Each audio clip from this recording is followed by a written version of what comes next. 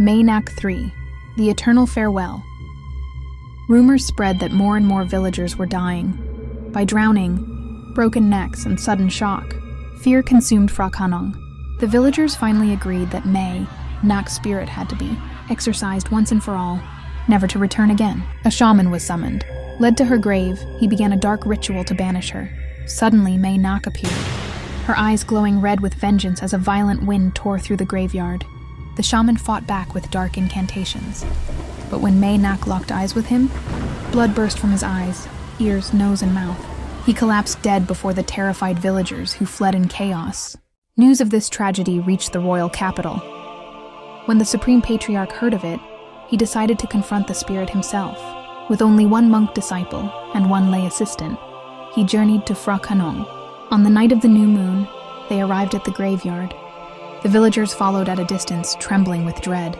Carrying only torches, the patriarch walked calmly into the heart of the cemetery. The ritual began. The earth above Mae Nak's grave shook violently. On the patriarch's command, his disciple unearthed the burial mound. As the soil broke open, Mae Nak slowly rose, holding her infant in her arms. Her face, no longer monstrous, was beautiful once more, yet streaming with tears.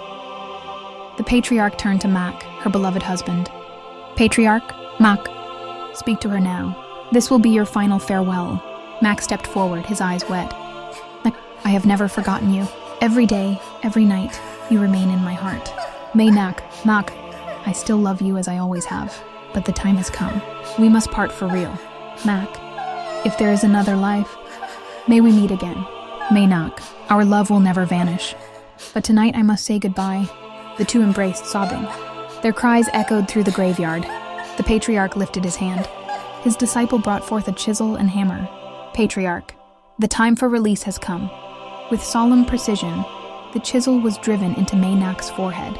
A crack resounded. A fragment of bone flew free. The patriarch placed it on a red cloth and began chanting sacred mantras. Instantly, the storm ceased. Moonlight broke through the clouds, falling upon the grave. Mae Nak, still holding her child, turned to Mak one last time. With a sorrowful smile, she whispered, "Farewell, Mak." And with that, her body and her child dissolved into dust, vanishing into the night air. The end of the legend. The cemetery grew silent once more. Mak collapsed in grief, while the patriarch offered blessings of compassion to the departed spirit. At dawn, the villagers built a shrine upon the site of her release, to honor Mae Nak and to keep her memory as part of their faith. Thus the legend of Mae Nak came to its final end, never to return again.